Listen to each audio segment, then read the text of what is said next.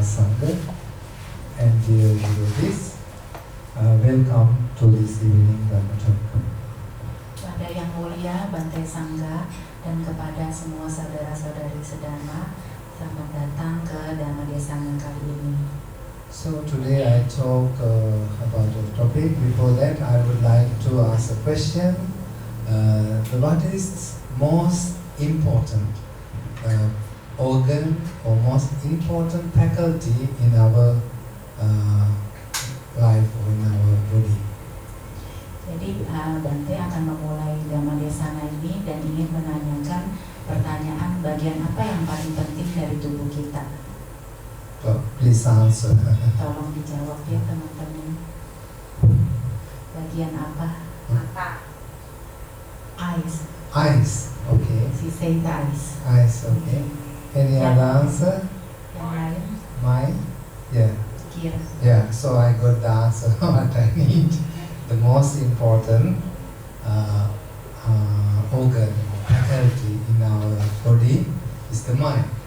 So I talk about today the transformation of our mind. Why we need to change our mind. How we can change our mind. Jadi seperti yang Bante katakan, yang paling penting adalah bagian tubuh yaitu pikiran.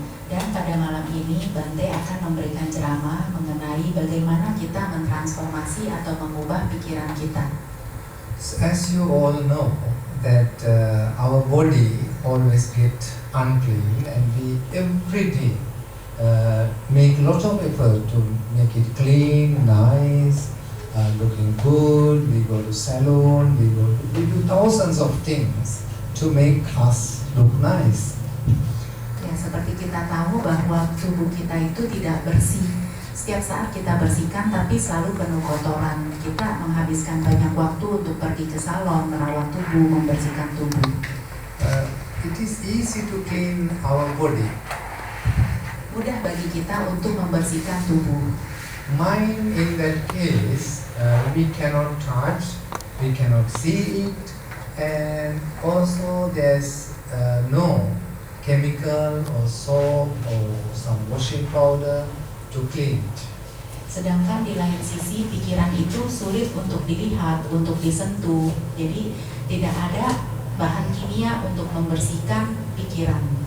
Even computer, when you are running, it creates its own corrupt file so that the running of the computer becomes slower and sometimes unusable. Bahkan kadangkala di komputer kita melihat ada file yang jalannya lemah dan satu saat dia tidak berfungsi lagi. So in our mind also, we have 6 doors, eyes, ears, nose, the skin and the tongue, and our mind itself also have objects or some aims coming in.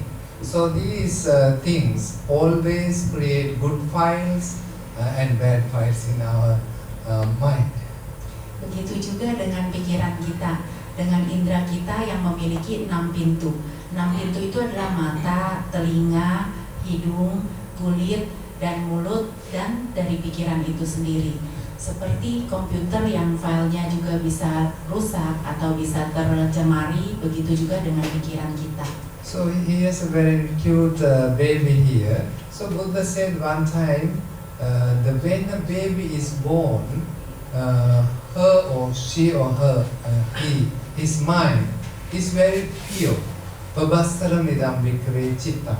Even any animals, when they are born, their mind is bright and pure, quite pure. Ya, jadi seperti Sambagawa waktu ketika lahir juga pikirannya sangat murni, atau setiap binatang atau makhluk apapun yang lahir, begitu lahir pikirannya sangat jernih, sangat murni. But even this little baby or little child that is born, they also have kilesa, which is called defilements in English. They are in a latent level. You cannot see it, but still they have the seeds of craving, seeds of anger, seeds of jealousy, all that. Bahkan di anak yang begitu lahir, begitu bayi yang murni, itu saja ada kilesannya. Jadi itu seperti noda yang laten, tersembunyi di dalam jauh sekali. Tapi pada dasarnya itu sudah ada kemarahan, sudah ada iri hati, sudah ada yang disebut defilement, yaitu noda-noda batin. So this stage is called Anusaya stage. It's like when olden days when women cooking the food, they use the fire. So when the fire is extinguished, there is the fire inside the earth, then ash is over it. But there's no obvious fire. But inside, if you put some thing, you can make fire. So it's like that. The kilesa is there. This is called Anusaya level. Seperti saat kita membuat kue atau masak di dalam api itu, walaupun api sudah padam, tapi tetap ada satu lapisan di mana pada saat kita menaruhnya kembali itu bisa terbakar. Nah, sama seperti itu noda-noda batin. Walaupun tidak terlihat ada kotoran, tapi ada endapan di bawahnya yang memungkinkan untuk mencuat lagi. So when child is want milk or some attention, he make a cry. That means his cry is a form of anger, expression of anger, that he is not satisfied with the attention or not satisfied with the food he get. So later these cravings develop as we grow on as adults. Jadi seperti anak bayi yang pada saat menginginkan susu, mau minum susu itu dia nangis marah. Nah, itulah yang disebut dengan noda-noda batin yang mengendap. Jadi itu tambah lama, tambah banyak sejalan dengan usia kita. So in Buddhism, this level is called Pariuttana. This is the like the rising of the kilesa. When you put dry leaves or dry wood, the fire will break from this fire ash inside ash. There's some sparks of fire, so they will create the fire. This level is called Pariuttana in our mind. Ya, kekotoran batin ini yang mengendap disebut Pariuttana dalam bahasa Pali, dan inilah yang membuat walaupun terlihat seperti sudah tidak ada api, tapi di debu, di bekas abu sisa bakaran itu bisa memunculkan kembali api. So in Indonesia, I heard that there are a lot of earthquakes, isn't it? So and also you have volcanic eruptions. I went to see in Bandung one volcanic eruption is dead already. Sometime it might explode. So the last level is called Vyatikrama stage, where your emotions or your desires or your cravings, your anger is exploded in such a way that sometimes you lose your control. Yeah. Ya, yang kedua disebut Vyarutana ya nanti. Vyarutana itu adalah lapisan seperti nafsu atau keinginan, di mana kita lihat di Indonesia itu seperti gunung meletus, gempa bumi itu ada di bawah, yang memungkinkan sesuatu itu mencuat, meledak ke atas. So it is very important to understand our mind. There are so many methods in Buddhism to understand our mind. Ya, jadi sangat penting bagi kita untuk memahami pikiran, dan dalam Buddhisme itu sendiri banyak metode untuk memahami pikiran. So mind is a cheater, mind is a deceiver. You know, mind play tricks on us. Ya, pikiran itu seperti penipu, seperti tukang sulap yang menipu kita. Jadi banyak sekali intrik-intrik di dalam pikiran kita. So sometimes you make a vow on the New Year day, okay, I will give up this or I will stop this, and after few days you are doing it again. And you are falling into the old habit again. So this is how the mind cheat you. Ya, seperti dalam kehidupan sehari-hari kita sering membuat tekad, kita membuat niat, oh saya tidak akan melakukan ini lagi. Tapi besoknya kita melakukan lagi. Nah, demikianlah cara pikiran menipu kita. And for example, if a student is studying, his mind say he's sitting on the chair and a desk like this. Later on his mind will say, let me go to the sofa or to the bed. Then there also I can study. Why should I sit here? And I can go to the room and lie down and read the book.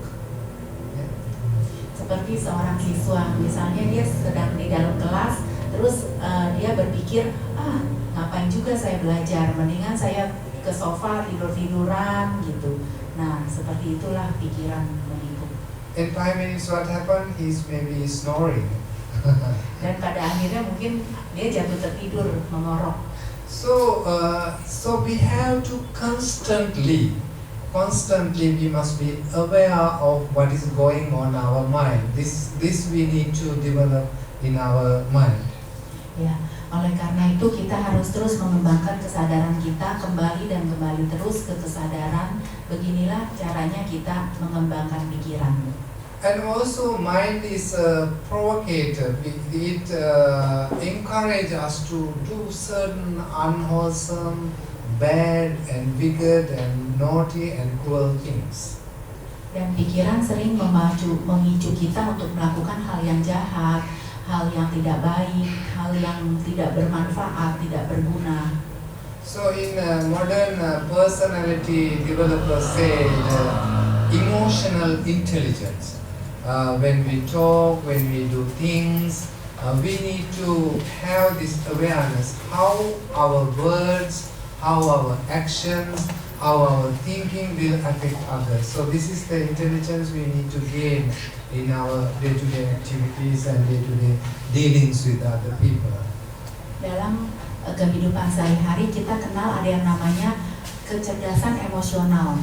Nah, di sini mereka mengajari kita bagaimana caranya untuk kita bertindak supaya kita bisa berbicara dan bersikap dengan cerdas. Nah, seperti itulah yang diajarkan di dunia masa kini mengenai kecerdasan emosional. So I read a very interesting story in Greek literature. This story is about a woodcutter or some seller who sell the wood. Bante membaca dari literatur Yunani bahwa ada kisah tentang penebang kayu. So when this person had a very huge tree in his house, in Greece, they have recently I also visited Greece. There are so many temples dedicated to so many gods of love, gods of fire, gods of so many gods. So in his house also many people come to this big tree to offer offerings to the local deity. Ya, jadi di Yunani itu ada satu pohon ya, di mana orang-orang banyak bersembahyang ke situ memuja dewa, karena seperti yang diketahui banyak sekali dewa di Yunani. Ada dewa cinta, dewa perang, dewa macam-macam. Dan tiap hari orang pergi ke pohon itu untuk memuja dewa-dewa. So one day he looked for some wood and he couldn't find, so he go around this huge tree in his behind backyard, people offering, and people saw he's walking around, he measured it, and people knew now he's going to cut this tree. Jadi satu hari ada seorang yang pergi ke hutan, dia mencari, dia lihat sebatang pohon yang besar sekali, lalu dia mengitari. Dan orang-orang melihat, wah ini sepertinya dia akan menebang pohon ini. So when these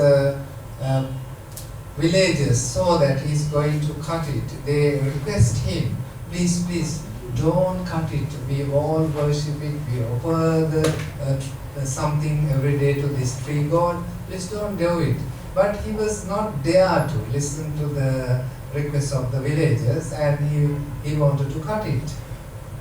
Jadi orang-orang desa yang melihat orang tersebut memohon, tolong jangan ditebang pohon ini, karena disinilah kami semua mempersembahkan, menyajikan persembahan-persembahan untuk dewa, dan mereka memujanya. Jadi penduduk desa memohon kepadanya, tapi dia tidak mendengarkan.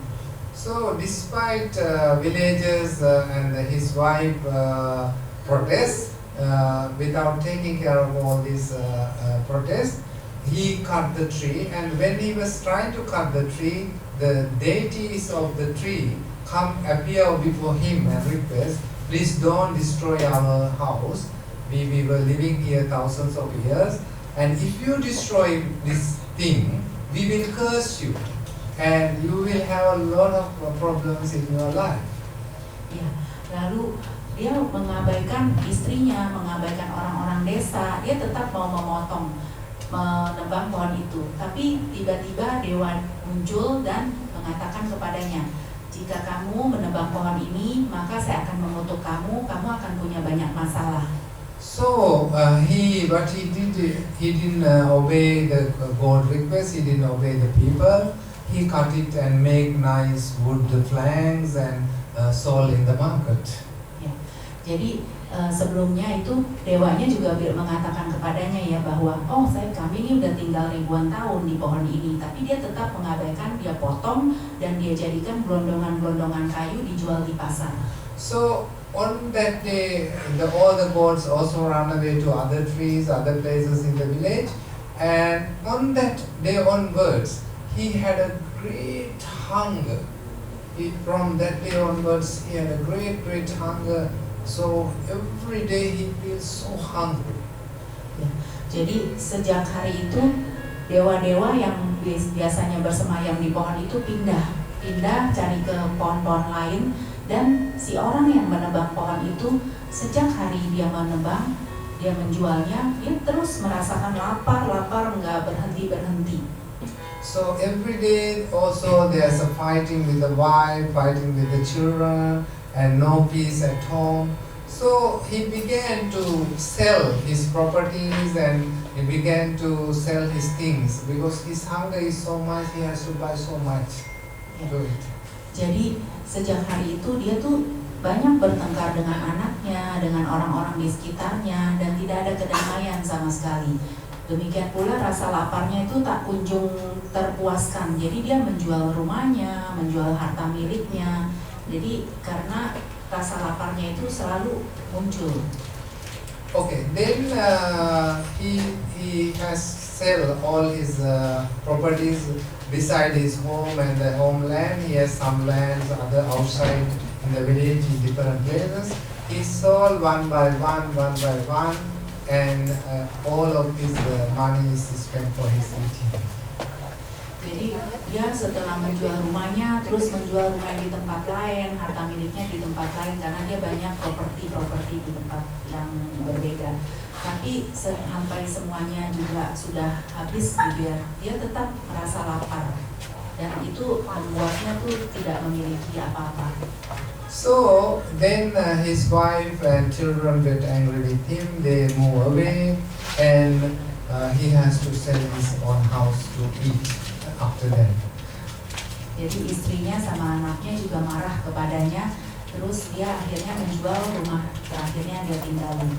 Then gradually he's nothing to sell, so he began to cut his limbs and eat himself. Dan terakhir ketika dia tidak memiliki apapun untuk dijual lagi, dia memotong anggota bagian-bagian tubuhnya. So this story, whether it represents few things in our mind. Ya, cerita ini merepresentasikan atau mewakili apa yang ada di pikiran kita. If you look at this present world, we are doing same thing to the world in a way. Ya, jadi seperti kalau kita merefleksikannya, kita akan melihat hal ini dalam kehidupan sehari-hari. We do anything for money, just like do anything for food. We do anything for money. We destroy the forest, we destroy the earth, we destroy everything. Seperti orang itu, kita juga demi untuk memuaskan nafsu kita, merasa lapar kita terus mengejar uang. Kita merusak alam, mengambil banyak hal dari alam, dan kita merusaknya. And also this represent our insatiable nature of our mind. No matter how much we get, no matter how much we own, no matter how much we enjoy, we don't think about those we have, but we think about those things outside which we don't have. Dan begitulah sifat alami manusia, selalu punya rasa nafsu keinginan yang tidak terpuaskan. Sedemikian banyak kita punya, sedemikian banyak yang kita dapat, tapi tetap kita merasa tidak puas. Kita terus merasa haus, lapar, dan tidak pernah cukup. So when we look at this story, we need to address these thoughts or emotions in a Buddhist way. Jadi ketika kita melihat atau mendengar kisah ini, kita harus merefleksikannya dalam sudut pandang Buddhis. There's one Pali term which is called Yoniso Manasikara.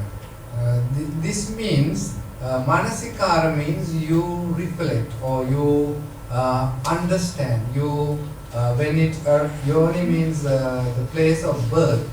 So when this kind of thoughts arising from your mind, your own mind is a marvelous thing. Because your eye cannot see your own eye. You need a mirror to see it. Your ear you cannot see, it's behind your eyes. But your mind has the ability to see what is going inside your mind. Ya, jadi ini yang disebut Yoniso Manasikara. Ini adalah satu sikap batin. Manasikara adalah satu sikap batin di mana mata tidak bisa melihat mata. Kuping juga tidak, telinga juga tidak bisa mendengar telinga sendiri, tetapi pikiran bisa melihat pikiran sendiri. Itulah yang disebut sikap batin yang sangat Bante bilang yang harus kita refleksikan dalam hidup sehari-hari. Itu seperti obor, seperti satu insight. So if we can see, if we can make a mirror of our own thoughts, that is, there's a thinker and there's a thought.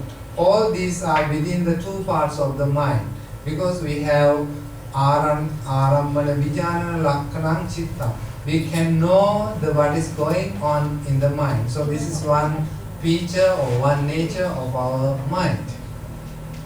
Jadi sikap batin itulah yang harus kita refleksikan seperti cermin. Jadi kita bercermin, kita harus membedakan adanya thought, kesalahan ya. Thought ya Bante. Thought ya. Thought. Thinker and emotion. So. Ya. Jadi pemikir, yang satu pemikir, yang satu itu emosi. Jadi kita harus membedakan dua sisi itu, dan itulah yang harus kita refleksikan dalam kehidupan sehari-hari. Okay, let me give you an example. Let's say I have a greed. So you notice when it arises in your mind. I have anger. I must notice it when it is coming from your mind. So that means that at the very place it arises, you see it. So it is like diffusing a bomb, you know. When there's a bomb, the army soldier go to the bomb and remove the pin or remove the wire so that it won't explode, right? So when you go and see the thoughts arising of your thought, it will lead to it's kind of a control, kind of a subduing the thoughts. Jadi Bante bilang kita tuh harus seperti orang yang mau membuka granat. Pada saat kita ada keserakahan muncul, kita harus amati. Oh, kita sadari, oh itu keserakahan muncul. Kemarahan muncul, kita sadari, oh itu kemarahan muncul. Jadi kita tuh seperti orang yang mau menarik kunci granat. Nah, pada saat itulah kita harus sadar. So let me give you another example. In modern days, even we have a torch. So if you go to the jungle in the night, and you point the torch to the animal, and the very light goes straight to his eyes, he cannot move. He's like stuck with the light. So your yoniso manasikara, you are paying attention to the thoughts or emotion itself. Make it the power it has being like shackled, like the police officer come and have the shackles in your hand, so you cannot move. So when you pay attention to the thoughts arising, that will help to subdue or suppress or control. Jadi seperti pada saat kita memegang senter atau memegang lampu dan kita mengarahkannya ke mata binatang yang kita sorot. Pada saat itu binatang itu tidak akan bergerak, tidak bisa bergerak. Kenapa? Karena dia begitu terpaku. Demikian juga pada saat kita mengamati kemarahan atau keserakahan yang muncul, itu akan bisa dikendalikan atau dikontrol. Seperti itulah sikap batin Yoniso Manasikara. Jadi kita sebagai pengamat yang betul-betul jeli memperhatikan kapan munculnya. So one time a deva, one deity asked from the Buddha, what is leading the world around? What moves the world here and there? And if one thing put under control, what will bring the most happiness, what will bring the most peace? So Buddha said the whole world is moved by the mind. We think whole world is moved by the petrol or diesel or some energy, but this petrol and diesel behind, there's a mind. So all these inventions, all these gadgets, everything come from not from the heaven, all come from the mind. So if we can control this mind, it can bring so much peace, it can bring so much good things to the world. Pada suatu ketika sesosok dewa bertanya kepada Buddha, apa yang paling mendasari suatu tindakan? Dan Buddha menjawab itu adalah pikiran. Jadi seperti bensin yang menjalankan mobil, demikian pula pikiran yang memelopori suatu tindakan. And also in modern science, the medical science especially says, most of our sickness, 20% maybe comes from germs and other things, but most of our sicknesses are mind created, mind generated, because the way we think, the way we have negative impacts, negative thoughts and emotion, these things create a sick body in our life. So actually the sicknesses we create are in our body are created by ourselves. Ya, jadi dalam kehidupan sehari-hari, terutama dalam ilmu pengetahuan kedokteran, hal yang sangat penting mendasari itu adalah dari pikiran. Jadi cuma 20% aja yang berasal dari bakteri, dari virus, tapi sisanya itu semua dari pikiran, 80%. Seperti halnya kalau kita misalnya sakit atau kita merasakan sesuatu di dalam fisik kita, itu semua asalnya dari pikiran. So one doctor, I remember speaking in a TV show about cancer. He was a specialist and he was doing some cancer surgeries every day. So he said he began to operate one person many times, because each time he removed some part, the cancer come from somewhere else. And then he said he think about this and he told, are you having any big anger about somebody? So he said, yes, I am having some anger about some person. So then the doctor teach him, instead of doing operation, please try to forgive him, just try to let go. So because he has so many times operated some parts of his body and removed some parts of his muscles and so. Ya, seperti ini kisahnya. Ada seorang dokter yang mengoperasi satu pasien. Pasien itu banyak kansernya. Jadi dioperasi di sini di satu tempat, lalu ada di tempat lain. Jadi semua bagian-bagian tubuhnya itu sudah terkena kemakan sel-sel kanker ya. Terus dokternya bertanya, maksudnya ini kamu kenapa gitu? Dan dia menjawab, ya saya tuh benci seseorang. Kata dokternya, daripada kamu terus dioperasi seperti ini, alangkah baiknya kalau kamu memaafkan, merelakan hal-hal yang sudah terjadi, daripada kejadian seperti itu dioperasi terus muncul di tempat lain, dioperasi di sini muncul di sana gitu. So in forgiving part is something we can do because nobody cannot do it for you. It's we have to practice it, and also there's a way of thinking about others. Sometimes people do things. They are also, as I said, always we are like become slaves of our kilesa. Sometimes we do things that actually after we also regret. After having done it, we regret. But at that time we will not know. We are mad about it. We are crazy about it. We don't know what we are doing, really. But later on we feel sorry about that. We feel sad about that. I did such a thing. But so we have to understand this human nature. So we have to forgive our enemy. We have to forgive our own shortcomings as well. Jadi seperti suatu memaafkan itu harus kita melakukan sendiri karena orang lain tidak bisa melakukan untuk kita.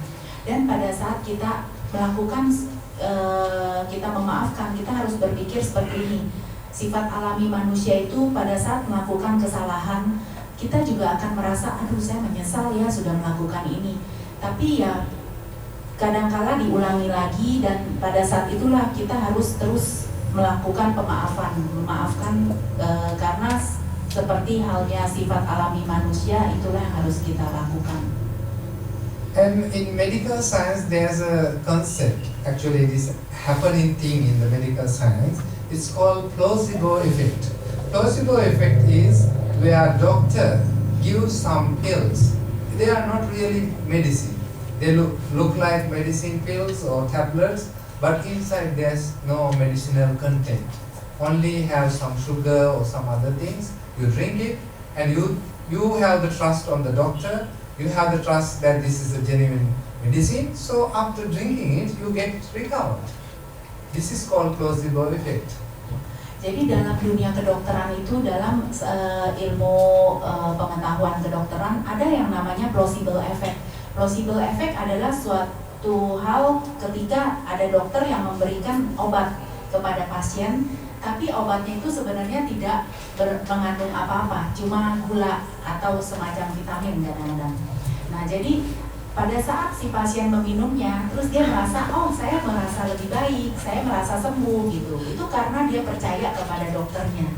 So 1/3 of your recovery based on your belief, based on your trust or the understanding that this will help me to recover. But that shows that how much our mind affects our way of think, our health, our everything. Jadi placebo effect itu adalah seperti itu, menunjukkan kepada kita betapa pikiran itu mempengaruhi begitu dalam. Padahal itu nggak mengandung apa-apa, tapi bisa menyembuhkan. So on the other hand, there's a opposite side. This is called nocebo effect. Nocebo effect is where you don't believe. Even you are given a right medicine, right amount. Inside the chemical is really nice medicine, but you don't have a trust. It will not help me. It will not cure me. It will not give some relief. So because you don't have that suspicion, you have that no belief, no trust on this medicine, this nocebo effect can even kill you. Even you get the good medicine. Sebaliknya dari placebo effect, ada yang namanya nocebo effect. Nocebo effect itu adalah kalau placebo effect itu kita karena percaya, kita karena yakin dengan dokternya gitu, kita jadi merasa sembuh. Tapi nocebo effect itu pada saat kita walaupun diberi yang benar-benar obat bagus, vitamin bagus atau segala apapun yang nutrisi yang terbaik, tapi karena kita punya sikap curiga, kita tidak percaya dan kita merasa bohong gitu, jadi itu tidak berefek apa-apa ke kita. So in one sutta, in Girimananda Sutta, if you have time you can search in the internet and read. One monk called Girimananda, he was sick. And Anand, Buddha's own attendant, was sent teach some 10 factors of teachings and sent to this monk, and he chanted these 10 factors of Dharma, and he get recovered. He was not given any pill, he was not given any vitamins or any injections or saline or anything, but he was got recovered. Why is that? Sorry Bante, what's the name of Girimananda. Girimana. Ya, jadi kata Bante ada satu suta Girimana Sutta. Nanti kalau teman-teman mau cari mungkin bisa dibaca lebih lanjut. Ada jadi suta ini bercerita tentang Girimana yang bertanya kepada Buddha. Dia diberikan 10 bait tentang dari satu suta ya. Nah pada saat dibacakan itu dia merasa jauh, merasa sembuh ya. Padahal dia tidak diberikan apa-apa, tidak diberikan obat. So this sutta says that anicca sanya, this everything is impermanent, anatta sanya, it is soullessness. Then there are so many factors of teaching is there. So what changed this Girimananda Bhikkhu, who was very seriously sick, was that way of thinking changed by listening to this sutta. So that helped him to recover, not the chanting, but the teaching had changed his perception of his illness, changed the way he think about the illness. Ya, jadi Bhikkhu Girimana ini yang sangat sakit sekali itu diubah cara pikirannya bukan melalui apa-apa, tapi bukan melalui obat atau apapun, tapi melalui apa yang diajarkan oleh Buddha. Di dalam bait itu ada tentang anicca, sesuatu itu tidak kekal, terus ada tentang anatta, sesuatu itu kosong tanpa aku. So in another sutta, Buddha explained there are 7 types of people in the world. Jadi dalam apa yang diajarkan Buddha ada 7 tipe orang, 7 jenis orang di dunia. Let's take a deep ocean. You are near to the ocean, so there are people, type of a person. That person is sink. He sink into the deep ocean, let's say, and he stays sink in the ocean. Ya, jadi tipenya ada bermacam, ada 7. Salah satunya ada orang yang benar-benar tenggelam di samudra. Yeah. So what does this represent? Is the person has so much defilement, and he doesn't want to spiritually awakening. He just live like an animal, you know.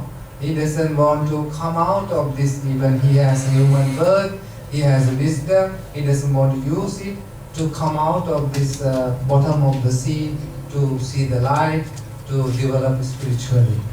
Ya, orang seperti yang ini adalah orang yang tenggelam di dasar lautan, di dasar samudra, walaupun terlahir dengan tubuh manusia, tapi seperti binatang. Jadi dia walaupun biasanya manusia itu diberikan kebijaksanaan, dia tidak mau memakainya, dan dia tidak ada niatan atau usaha untuk melihat cahaya ke atas lautan. Dia tetap tenggelam. But the second type of person Buddha taught is he comes with the effort. He try to come up to the surface, but maybe he doesn't follow the pride precept, he doesn't do any moral good things, again sink back, even he doesn't open and see the light, just go back dark, sea water. Orang yang kedua adalah tipe orang yang walaupun dia punya usaha lebih baik daripada orang yang pertama, dia punya usaha, dia mau naik, tapi karena dia tidak menjalankan sila atau moralitas yang baik, dia kembali tenggelam. And the third person, he with much effort, he swim, come onto the surface and try to stay on the surface. He doesn't try to fall down again, go down again, sink down again. That means he make effort to at least have some values, morals, so that he can stay on the surface. His load, let's say he's having a heavy bag on his body, so that he can sink. He leave these heavy things, you know. He become light. His behavior become light. His thinking become light, so he can stay on the surface of the water. Ya, jenis orang yang ketiga adalah orang yang terus berjuang dan dia meninggalkan hal-hal yang memberatinya supaya dia tetap bisa ringan dan mengapung. Jadi orang yang seperti ini adalah yang silanya atau moralitasnya cukup baik sehingga memungkinkan dia ada di permukaan air dan tidak tenggelam. Then the fourth person, he comes onto the surface of the water and keeps open eye. What is there to see? What is there for me to follow? So he is like more opening his wisdom to the teachings and other good things. Orang yang keempat adalah tipe orang yang dan dia sudah mengapung dan dia bisa melihat ke sekeliling, terus memperbaiki dan mengembangkan dirinya, apalagi yang harus saya kembangkan dan saya perbaiki. So the fifth person, he want to, now he is middle of the ocean, he come up to the surface of the ocean, now he want to swim towards the seashore, towards the shore which is safer, because if we stay in the water, there may be sharks, there may be whales come and eat you. So he tries to reach as quickly as possible to the shore.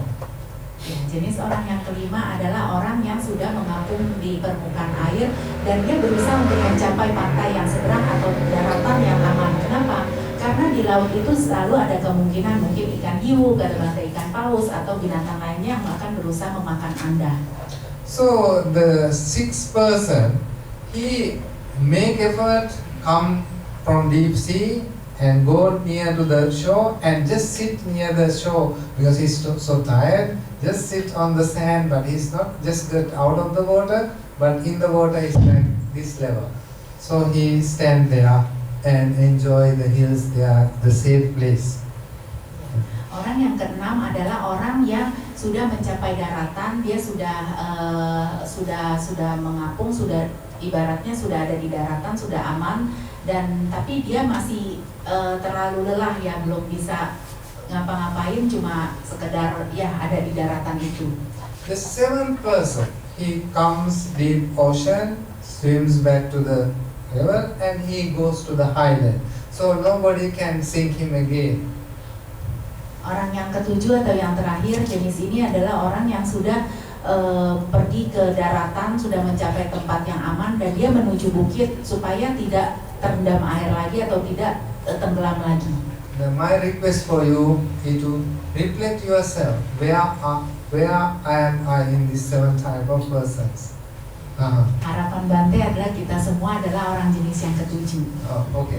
Then this is the simile given by the Buddha about from third person onward.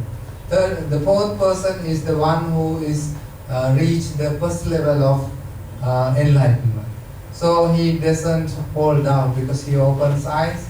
The eye of Dharma is open. The second person, the fifth person is the Sakurdagami, the person who does not come back. And the third person is the Anagami. And the fourth person is the Arahant, the fully enlightened one who is gone to the top of the mountain. So we must think about ourselves, what is our level of mind, and we must think we should stay in the deep ocean, or we must try to spiritually every day try to develop our mind and move forward spiritually. Aduh Bante. Ya, jadi kata Bante seperti ini. Mulai dari tingkat yang ketiga ke atas, jadi 4, 5, 6, 7 itulah adalah orang yang tingkat sudah mencapai tingkat kesucian. Orang yang tipe keempat itu adalah yang disebut otapannya.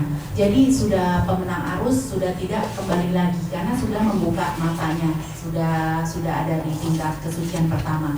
Sedangkan orang yang tipe jenis kelima itu adalah sakadagami.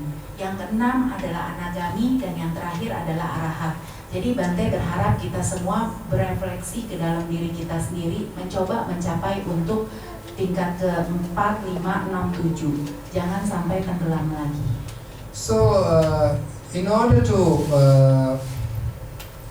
remove our defilements, we need to develop some techniques or something like this.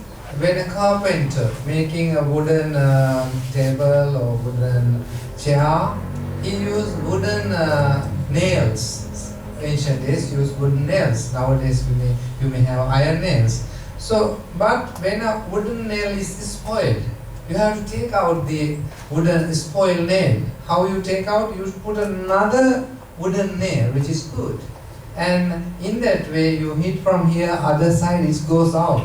So similarly, we must replace our bad thoughts, bad habits, bad words with good things. So this is one technique we need to adopt.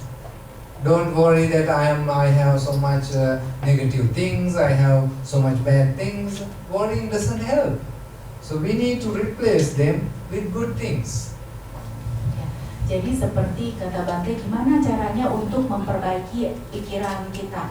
Caranya yaitu seperti seorang tukang kayu. Tukang kayu itu kalau mau membuat suatu perabot zaman dulu itu pakai seperti pasak namanya. Jadi itu adalah paku, tapi pakunya itu juga dari kayu sendiri. Caranya yaitu pada saat kita mengetok paku itu, paku yang jelek akan tersingkir. Jadi pada saat kita membuat pasak, kita ketok kayu yang jelek itu akan kalah dengan yang bagus, yang kuat. Nah seperti itu pula kita melakukan kebiasaan kita sehari-hari. Kita tidak perlu khawatir, aku sudah melakukan banyak perbuatan jahat. Nggak usah khawatir kata Bante, karena itu tidak akan membawa manfaat apa-apa. Tapi yang harus kita lakukan adalah terus bikin, ya berbuat yang baik, berkata yang baik, semua terus diganti. Pada akhirnya itu yang jelek akan tersingkir. And second method we can use is to create a strong dislike, strong repulsiveness about our bad things. It's like Buddha gave a nice example. If you are going to a wedding or if you are going to a very nice party, you are dressed up so nicely, very beautiful, you have a lot of perfumes and a lot of whatever you use to decorate yourself. And if some of your friends bring a dead body of an animal and put around your neck, you don't like.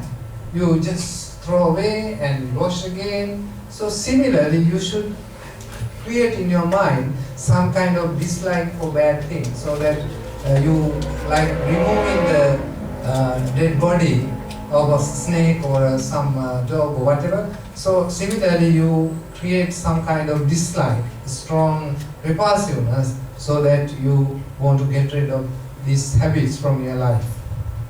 Yang kedua adalah Buddha mengajarkan kita caranya untuk selalu melakukan kebiasaan di mana kita tidak suka dengan sesuatu yang buruk. Misalnya kita kalau pergi ke pesta, kita menghias diri kita dengan dandanan yang cantik, lalu tiba-tiba teman kita datang dengan pakai suatu misalnya dari bulu hewan yang sudah meninggal atau sudah mati, atau misalnya kulit binatang yang mati, dan kita tidak menyukainya. Seperti itu pula lah yang harus kita jalankan dan kita kembangkan dalam kebiasaan kita sehari-hari. Jadi kita harus kuat menolak, ini tidak baik. Kita punya rasa tidak suka terhadap keburukan itu. Itu yang harus dikembangkan. And also we can investigate ourselves. Our eyes, our ears, everything is towards outside. We always pay attention to other things. But we must